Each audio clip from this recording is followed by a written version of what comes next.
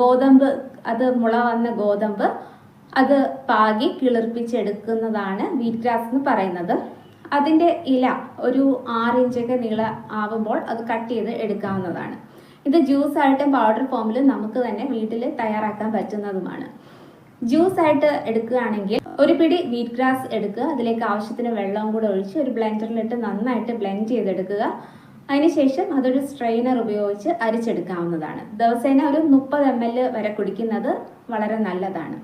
ഇല്ലെങ്കിൽ ഇത് ഉണക്കി പൊടിച്ച് പൗഡർ ഫോമിലാക്കി എടുക്കാവുന്നതുമാണ്. പൗഡർ ഫോമിൽ എടുക്കുകയാണെങ്കിൽ ഇത് 1 ടീസ്പൂൺ വെച്ചിട്ട് ഒരു 30 ml വെള്ളം ഒഴിച്ച് മിക്സ് ചെയ്ത് അത് കുടിക്കാവുന്നതാണ്. പക്ഷേ പ്രഗ്നൻ്റ് ആയിട്ടുള്ള ലേഡീസ്, ബ്രസ്റ്റ് ഫീഡിംഗ് ആയിട്ടുള്ള ലേഡീസ്, അതുപോലെ ബ്ലഡ് ക്ലോട്ട് ചെയ്യാൻ മെഡിസിൻ കഴിക്കുന്നവർ, ഹൈപ്പോഗ്ലൈസീമിയ അല്ലെങ്കിൽ പ്രമേഹം തീരെ കുറവുള്ളവർ, അല്ലെങ്കിൽ ഷുഗർ ലെവൽ